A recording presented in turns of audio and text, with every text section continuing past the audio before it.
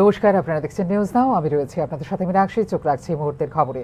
মাদ্রাসাগুলিকে আর্থিক সাহায্য প্রদান বন্ধ করার পরামর্শ দিল জাতীয় শিশু অধিকার রক্ষা কমিশন। মাদ্রাসাগুলিতে শিশুদের মৌলিক অধিকার এবং সংখ্যালঘুদের অধিকারের মধ্যে দ্বন্দ্ব দেখা যাচ্ছে বলে এই পরামর্শ দিল জাতীয় শিশু অধিকার রক্ষা কমিশন। ইতিমধ্যেই এই বিষয়ে চিঠি দেওয়া হয়েছে বিভিন্ন রাজ্য এবং কেন্দ্রশাসিত অঞ্চলগুলিকে। অপরদিকে এই মতামত কমিশনের একান্ত নিজস্ব বলে স্পষ্টীকরণ দিল কেন্দ্র। মাদ্রাসাগুলিকে আর্থিক সাহায্য প্রদান বন্ধ করার পরামর্শ দিল জাতীয় শিশু অধিকার রক্ষা কমিশন। শুধু তাই নয়, ইতিমধ্যে এ নিয়ে বিভিন্ন রাজ্যের মুখ্য সচিব এবং কেন্দ্রশাসিত অঞ্চলের প্রশাসনকে চিঠিও দিয়েছে জাতীয় শিশু অধিকার রক্ষা কমিশন। সম্প্রতি মাদ্রাসা প্রতিষ্ঠান সম্পর্কিত একটি রিপোর্ট তৈরি করেছে জাতীয় শিশু অধিকার রক্ষা কমিশন।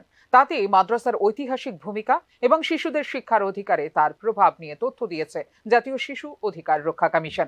রাজ্যে রাজ্যে যত মাদ্রাসা আছে সেখানে আর্থিক সহায়তা দেওয়া বন্ধ করা হোক বলে প্রায় 11 অধ্যায়ের ওই রিপোর্টে পরামর্শ দিয়েছে জাতীয় শিশু অধিকার রক্ষা কমিশন। শুধু তাই নয়, এক্ষেত্রে মাদ্রাসাগুলিকে বন্ধ করে দেওয়ার সুপারিশও করেছে কমিশন। শিক্ষার অধিকার আইন 2009-এর লক্ষ্য হলো সমতা, সামাজিক ন্যায় এবং গণতন্ত্রের প্রতিষ্ঠা। কিন্তু তারপরেও একটি বিপরীত ধর্মী চিত্র দেখা যাচ্ছে। সেখানে শিশুদের মৌলিক অধিকার এবং সংখ্যালঘুদের অধিকারের মধ্যে দ্বন্দ্ব দেখা যাচ্ছে বলে রিপোর্টে উল্লেখ করেছেন কমিশনের চেয়ারম্যান প্রিয়াঙ্কা কানুনগো। শুধুমাত্র বোর্ড এবং একটি ইউডিআইএসই কোড থাকা মানেই মাদ্রাসা যে শিক্ষার অধিকার সংক্রান্ত আইন মানছে এমনটা নয় বলে উল্লেখ করেছে জাতীয় শিশু অধিকার রক্ষা কমিশন। এক্ষেত্রে বেশ কিছু ঘটনার উদ্ধৃতি এবং উদাহরণ দিয়ে রাজ্য এবং কেন্দ্রশাসিত অঞ্চলগুলিকে বলা হয়েছে মাদ্রাসাগুলিকে যেন সাহায্য না করা হয়। পাশাপাশি মুসলমান সম্প্রদায়ের শিশুকে মাদ্রাসায় ভর্তি না করিয়ে অন্য শিক্ষা প্রতিষ্ঠানে পড়ানোর পরামর্শও দিয়েছে জাতীয় শিশু অধিকার রক্ষা কমিশন। মাদ্রাসার মতো ধর্মীয় প্রতিষ্ঠানের শিশুরা RTE অধীনে আনুষ্ঠানিক শিক্ষা ব্যবস্থা থেকে বঞ্চিত হয়। এই প্রতিষ্ঠানগুলি শিশুদের মান সম্পন্ন শিক্ষার সমান অ্যাক্সেস অস্বীকার করে, বঞ্চনা এবং বৈষম্যের একটি নতুন স্তর তৈরি করে বলে রাজ্যগুলিকে পাঠানো চিঠিতে উল্লেখ করেছে জাতীয় শিশু অধিকার রক্ষা কমিশন। এদিকে মাদ্রাসাগুলির জন্য রাষ্ট্রীয় তহবিল বন্ধ করার জন্য শীর্ষ শিশু অধিকার সংস্থার সুপারিশে সরকারের কোনো ভূমিকা নেই বলে স্পষ্টীকরণ দিয়েছে কেন্দ্রীয় সরকার। জাতীয় শিশু অধিকার সুরক্ষা কমিশন একটি সংবিধিবদ্ধ সংস্থা, যার স্বাধীন অধ্যয়ন পরিচালনা করার পাশাপাশি বিভিন্ন বিষয়গুলি তদন্ত করার এবং আদেশ জারি করার অধিকার রয়েছে বলে স্পষ্টীকরণে উল্লেখ করেছে কেন্দ্রীয় সরকার। কমিশন বলেছে মাদ্রাসাগুলিকে সরকারি সহায়তা বন্ধ করা উচিত। কমিশনের এই সিদ্ধান্তে কেন্দ্রের কোনো ভূমিকা নেই, কারণ জাতীয় শিশু অধিকার সুরক্ষা কমিশন একটি সম্পূর্ণ স্বাধীন প্রতিষ্ঠান বলে স্পষ্টীকরণে উল্লেখ করেছেন কেন্দ্রীয় মন্ত্রী জর্জ কুরিয়ান। এ ব্যাপারে বিচারিক প্রতিকারই একমাত্র পথ বলেও উল্লেখ করেছেন কেন্দ্রীয় মন্ত্রী George Kurian. Bureau report, news now. Supreme court ও হাইকোর্টের নির্দেশের পরেও ত্রিপুরা জুট মিল কর্মীদের প্রাপ্য বকেয়া মিটিয়ে দিতে তালবাহানা করছে সরকার। প্রাপ্য আর্থিক সুবিধা ফিরে পাবার দাবি নিয়ে আগরতলা টাউন হলে এক সাধারণ অধিবেশন করেন জুট মিল যৌথ আন্দোলন কমিটির নেতৃত্ব। সংশ্লিষ্ট বিষয়ে রাজ্য সরকার ও জুট মিল প্রশাসনের গড়িমসি ভূমিকার সমালোচনা করেন যৌথ আন্দোলন কমিটির নেতৃত্ব।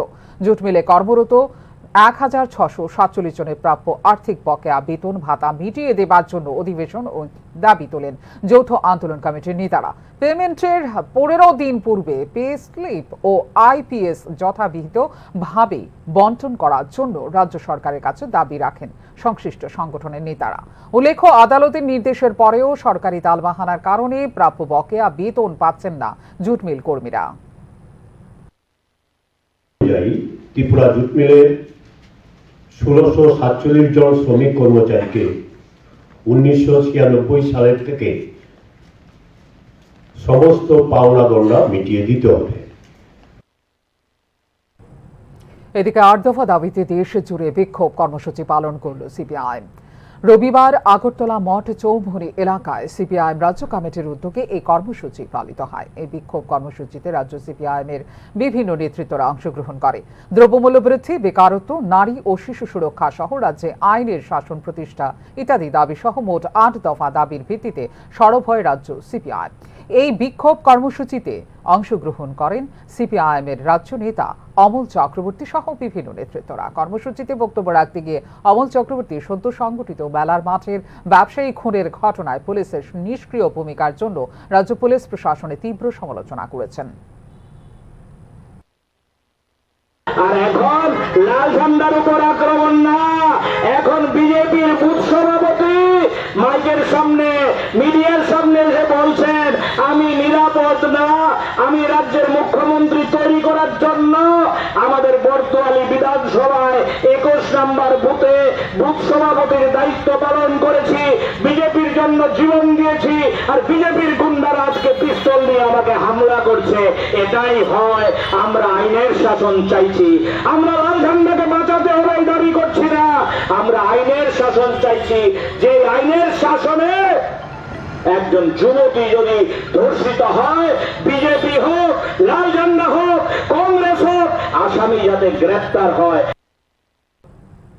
রাজ্যের জেল যাত্রীদের জন্য সুখবর। অতিরিক্ত যাত্রী চাপ সামাল দেওয়ার জন্য অবশেষে আগরতলা শিয়ালদহের মধ্যে একটি বিশেষ ট্রেন চালানোর ঘোষণা করল উত্তর পূর্ব সীমান্ত রেল।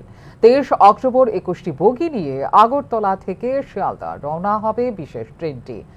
4, 5, 6, 5, 8 নম্বরের ট্রেনটি রাত 7টায় আগরতলা স্টেশন ছেড়ে যাবে। আগরতলা ছাড়া আমবাসা এবং ধর্মনগর স্টেশনে দাঁড়াবে বিশেষ ট্রেনটি। বৃহস্পতিবার লামটিং এর কাছে আগরতলা মুম্বাই লোকমান্য তিলক এক্সপ্রেস লাইনচ্যুত হওয়ার কারণে 3টি দূরপাল্লার ট্রেন বাতিল হয়ে যায় আগরতলা থেকে। এর ফলে সমস্যায় পড়েছে বহু যাত্রী। এই অবস্থায় যাত্রী ভিড় সামাল দিতে এই বিশেষ ট্রেন চালানোর ঘোষণা করল উত্তর পূর্ব সীমান্ত রেল।